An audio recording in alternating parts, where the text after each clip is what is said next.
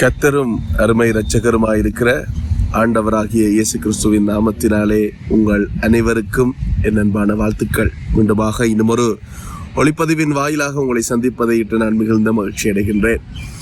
கடந்த நாட்களிலே நாங்கள் தொடர்ச்சியாக வாக்குத்தத்தங்களை குறித்து தியானித்து கொண்டு வருகின்றோம்.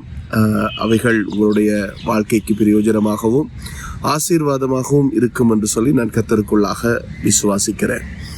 இன்றைய நாளிலே பரிசுத்த வேதாகமத்திலே கர்த்தராலே பரிசுத்த ஆவியானவரினாலே தேவ மனிதர்கள் மூலமாக நமக்கு அருளப்பட்டிருக்கின்ற ஒரு வாக்குத்தத்தத்தை குறித்து உங்களோடு பகிர்ந்து கொள்ளலாம் என்று இந்த ஒளிப்பதிவின் வாயிலாக நான் விரும்புகிறேன்.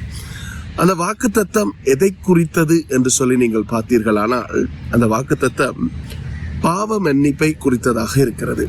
எல்லோருக்கும் மிகவும் பரிச்சயமானது, எல்லோருக்கும் தெரிந்த வேத வசனமும் கூட. 1 யோவானுடைய புத்தகம் 1வது அதிகாரம் 9வது வசனம். மறுபடியும் சொல்ல விரும்புகிறேன். 1 யோவானுடைய புத்தகம் 1வது அதிகாரம் 9வது வசனத்தை நாங்கள் வாசிக்கும் பொழுது அதிலே பரிசுத்த ஆவியானவர் யோவான் மூலமாக சொல்லுகிறார், நம்முடைய பாவங்களை நாம் அறிக்கையிட்டால் பாவங்களை நமக்கு மன்னித்து எல்லா அநியாயத்தையும் நீக்கி நம்மை சுத்திகரிப்பதற்கு அவர் உண்மையும் நீதியும் உள்ளவராயிருக்கிறார். நம்முடைய பாவங்களை நமக்கு மன்னிப்பதற்கு தேவன் கர்த்தர் தயாராக இருக்கிறார் என்று இந்த வசனம் சொல்கிறது. எல்லா அநியாயத்தையும், எங்களுடைய பாவத்தின் மூலமாக வருகிற எல்லா பக்க விளைவுகளையும் ஆண்டவர் நீக்குவதற்கு தயாராக இருக்கிறார் என்று இந்த வசனம் சொல்லுகிறது.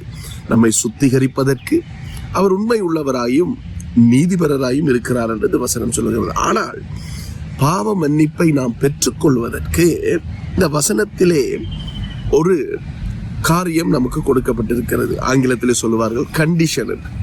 அப்படிப்பட்ட ஒரு காரியம் இந்த வசனத்தின் மேல் பகுதியிலே இருக்கிறது. அந்த வசனம் என்னவென்றால், நம்முடைய பாவங்களை நாம் அறிக்கையிட்டால். கத்தோலிக்க திருச்சபையை நாங்கள் பார்க்கும் பொழுது பாவ சங்கீர்த்தனம் என்ற ஒரு காரியத்தை பிசாசு தந்திரமாக கத்தோலிக்க திருச்சபைக்குள்ளே கொண்டு வந்திருக்கிறார். அதாவது தங்களுடைய அந்தரங்க காரியங்கள், பாவங்களை மனிதர்களிடத்திலே, பாதிரியார்களிடத்திலே அறிக்கை செய்வது. ஆனால் பரிசுத்த வேதாகமம் அல்லது திருவிவிலியம் ஆண்டவருடைய வார்த்தை எதை போதிக்கிறது என்றால், பாவங்களை நாம் கர்த்தரிடத்திலே அறிக்கையிட வேண்டும் என்பதை குறித்து போதிக்கிறது. நம்முடைய பாவங்களை நாம் அறிக்கையிட்டால் தான் ஆண்டவர் நம்முடைய பாவங்களை மன்னிப்பார். நாங்கள் பாவத்தை செய்துவிட்டு அதை மறைத்து அல்லது அறிக்கையிடாமல் எங்களுடைய இஷ்டப்படி நாங்கள் வாழ்ந்தால் ஆண்டவர் பாவத்தை மன்னிக்க மாட்டார். ஆகையினாலே பிரியமானவர்களே, இந்த ஒளிப்பதிவை பார்க்கிற நீங்கள் உங்கள் பாவங்களை அறிக்கையிடுங்கள், கர்த்தர் மன்னிப்பார்.